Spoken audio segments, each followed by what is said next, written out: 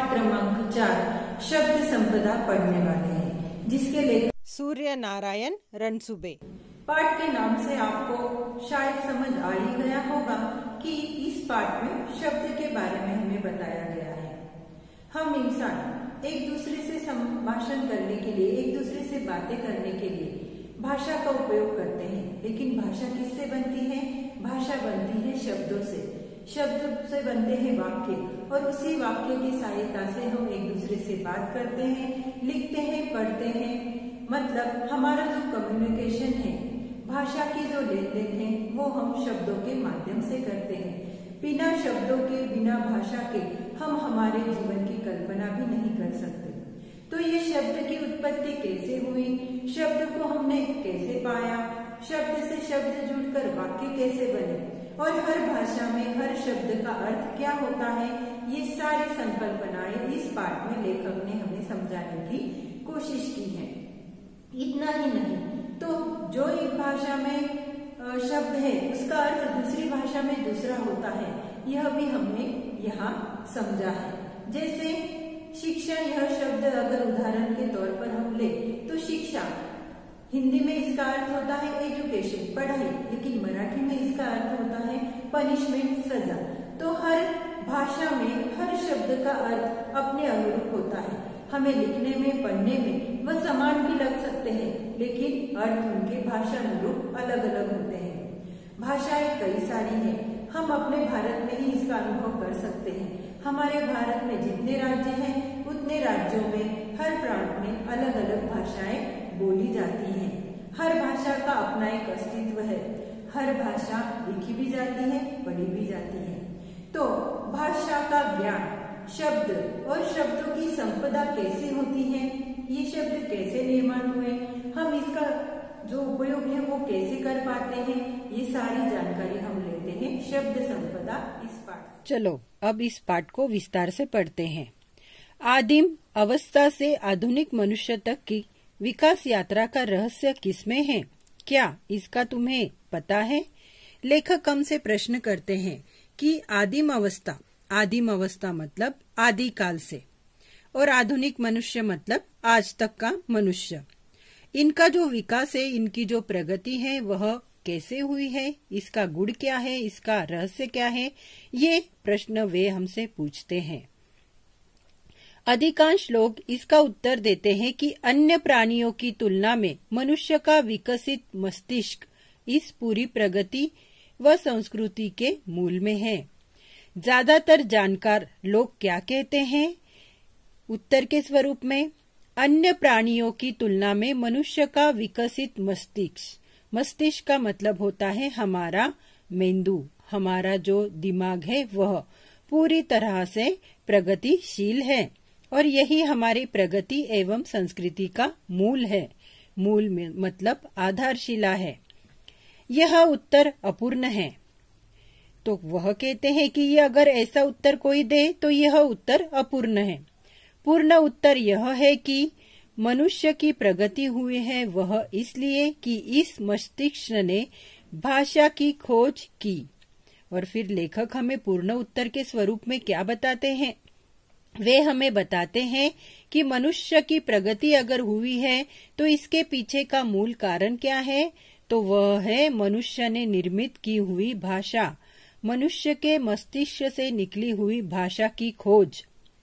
भाषा ही सभी प्रगति की जड़ में है, और भाषा ही सभी प्रगति की जड़ में है। तो इस तरह से लेखक हमें हमारी भाषा की खोज के बारे में बताते हैं। भाषा ही सबकी प्रगति की जड़ है। दुनिया की सभी ज्ञान शाखाओं का विकास हुआ भाषा के कारण।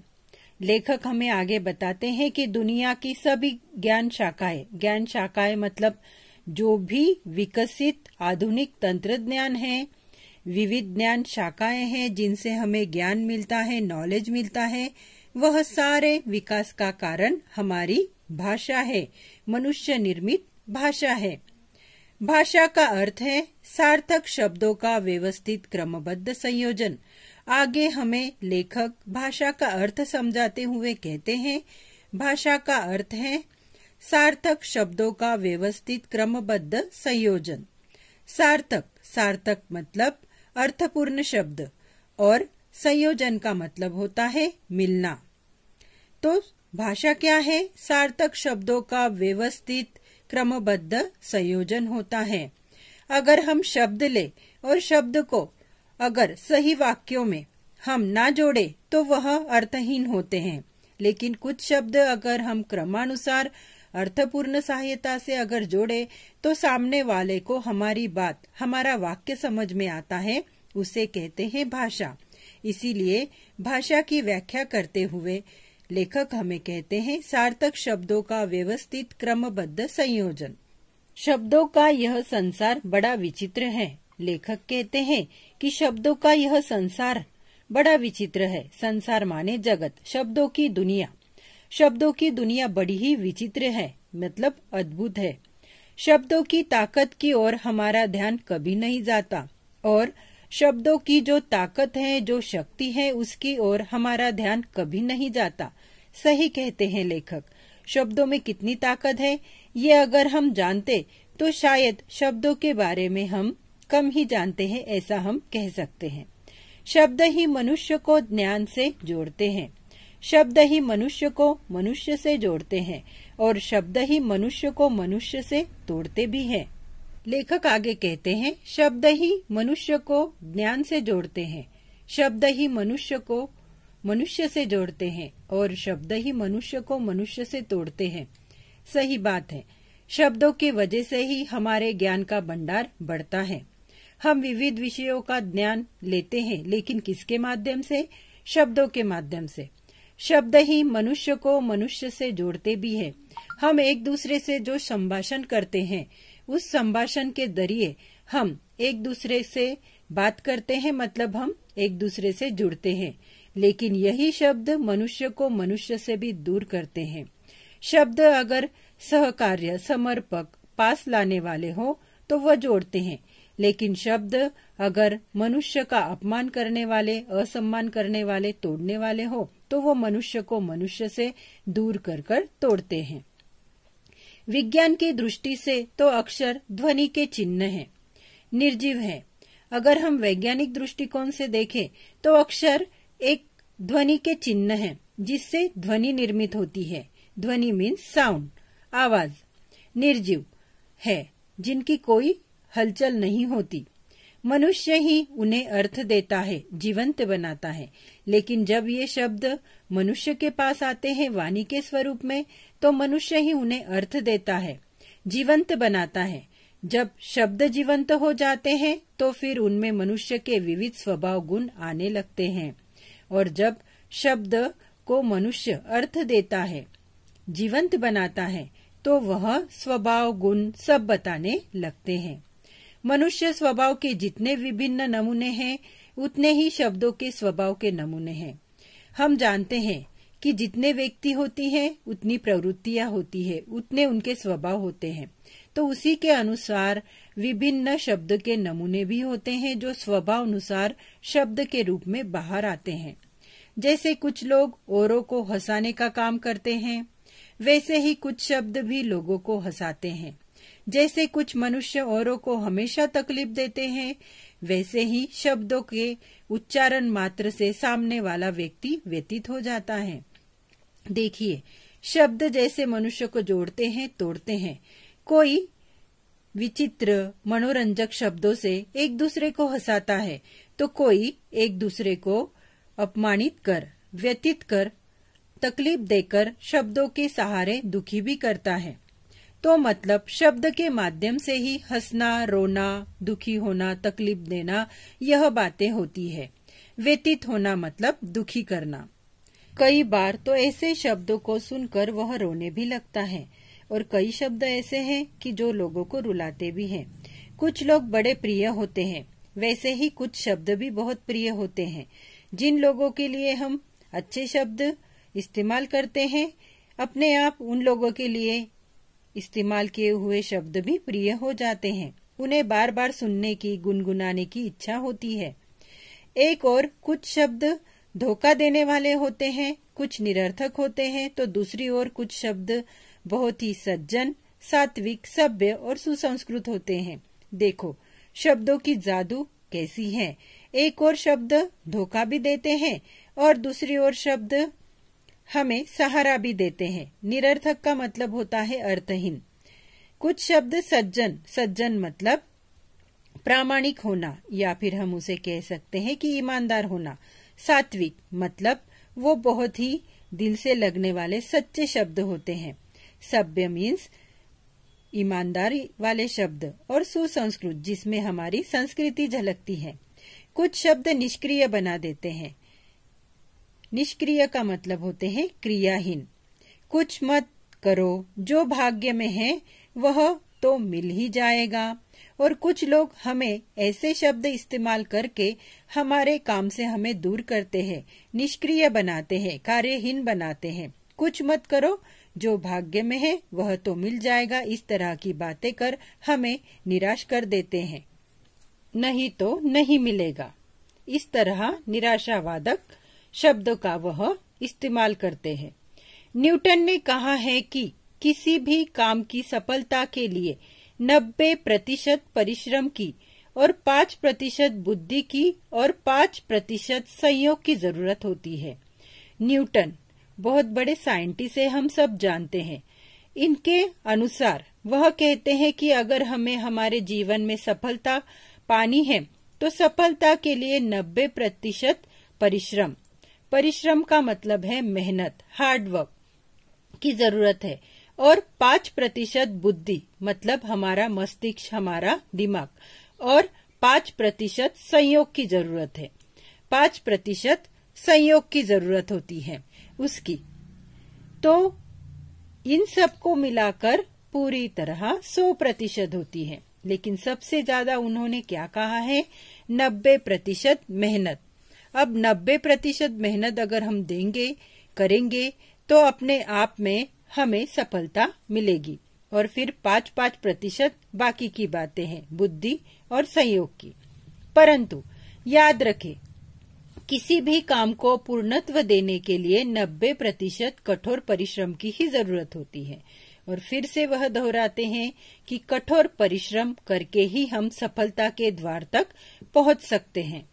ऐसे शब्द जो हमें निष्क्रिय करते हैं, उन्हें हमें अपने जीवन व्यवहार से निकाल बाहर करना चाहिए। और फिर वह कहते हैं कि 90% अगर हम मेहनत कर ले तो हम आसमां छू सकते हैं या फिर सफलता पा सकते हैं। लेकिन ऐसे शब्द जो हमें निष्क्रिय करते हैं, निष्क्रिय करते हैं मतलब कृतिहीन करते हैं, हमें हमारे कार्य से दूर रखते हैं, ऐसे शब्दों से हमें दूर ही रहना है, हमारे जीवन से उन्हें दूर ही रखना है।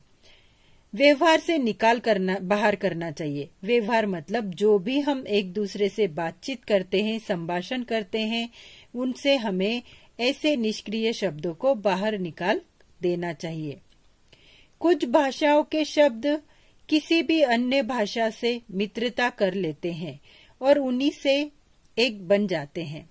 अब कुछ भाषा के शब्द किसी भी अन्य भाषा से मित्रता कर लेते हैं और इसका अनुभव तो हम करते हैं। जैसे अंग्रेजी भाषा आज हमारी भाषा में इतनी घुल मिल गई है कि हम आसानी से उसे अपनी भाषा में इस्तेमाल करते हैं। जैसे आपके मित्रों में से कुछ ऐसे हैं जो सबसे घुल मिल सकते हैं, कुछ ऐसे होते हैं कि वो औरों से मित्रता नहीं कर पाते हैं। शब्दों का भी ऐसा स्वभाव होता है। विशेषकर अंग्रेजी भाषा के कई शब्द जिस किसी प्रदेश में गए वहां की भाषा में घुल मिल गए। और फिर लेखक देखो, फिर से उदाहरण दे रहे हैं हमें मित्रों की सहायता से। हमारे आसपास कई ऐसे मित्र होते हैं जो तुरंत एक दूसरे से घुल मिल जाते हैं, नए मित्र बना लेते हैं। तो वे ऐसे बहुत ही अच्छे स्वभाव वाले व्यक्ति होते हैं या मित्र होते हैं। लेकिन कुछ ऐसे होते हैं जो औरों से बात नहीं करते, मित्रता नहीं कर पाते। शब्दों का भी ऐसा ही होता है। कई शब्द तुरंत घुल मिल जाते हैं, विशेषकर अंग्रेजी भाषा में आए हुए शब्द। विशेषकर अंग्रेजी भाषा के कई शब्द जिस किसी प्रदेश में गए वहां की भाषा में घुल मिल गए। इसका अनुभव तो हम भी करते हैं कि अंग्रेजी भाषा के कई शब्द आज हमारी राष्ट्रभाषा, मातृभाषा या कोई भी हमारी भाषा हो उसमें घुल मिल गए हैं। जैसे बस, रेल, कार, रेडियो, स्टेशन आदि। ये सारे अंग्रेजी शब्द हैं, लेकिन कभी हमें पता भी नहीं चला कि हम ये अंग्रेजी शब्द हमारी भाषा में अपना समझकर हम हमेशा इस्तेमाल करते हैं। बस, रेल, कार, रेडियो, स्टेशन आदि। कहा जाता है कि तमिल भाषा के शब्द केवल अपने परिवार द्रविड़ परिवार तक ही सीमित रहते हैं और फिर लेखक दूसरे मित्र जो घुलते मिलते नहीं उसी तरह की भाषा का उदाहरण भी हमें देते हैं, वह है तमिल भाषा। यह तमिल भाषा के शब्द किसी से घुलते मिलते नहीं, वह अपने परिवार तक ही सीमित रहते हैं। वे किसी से घुलना मिलना नहीं चाहते। अलबत्ता हिंदी के शब्द मिलनसार है, परंतु सब नहीं। कुछ शब्दों तो अंत तक अपना स्वतंत्र अस्तित्व बनाए रखते हैं। और फिर लेखक कहते हैं कि अगर आखिर में हम देखें तो हिंदी के शब्द मिलनसार है। मिलनसार मतलब एक दूसरे से मिलना जुलना, मिलजुल कर रहने वाले शब्द। परंतु सब शब्द हिंदी के सबसे मिलते नहीं। कुछ शब्द अपना स्वतंत्र अस्तित्व बनाए रखते हैं। अपने मूल रूप में ही वे अन्य स्थानों पर जाते हैं, मतलब उनमें कुछ बदलाव नहीं होते हैं। जैसे वे हिंदी में हैं, वैसे ही अन्य भाषाओं में भी जाते हैं, उनमें कोई भी बदलाव नहीं होता। कुछ शब्द अन्य भाषा के साथ इस प्रकार जुड़ जाते हैं कि उनका स्वतंत्र रूप खत्म सा हो जाता है, और कुछ शब्द अन्य भाषा से इतने जुड़ जाते हैं कि उनका अपना एक जो अस्तित्व होता है वह हमें खत्म होते हुए नजर आता है। आज जो शब्द संपदा इस पाठ का कुछ भाग हमने पढ़ा, उस पर आधारित शब्द अर्थ अब हम देखते हैं। आदिम, आदिकाल से। संयोजन माने मिलना। व्यतीत मतलब दुखी। निर्जीव मतलब प्राणहीन। इस पाठ का उर्वरित अंश हम देखेंगे अगले वीडियो में, अगले पाठ के अंश में।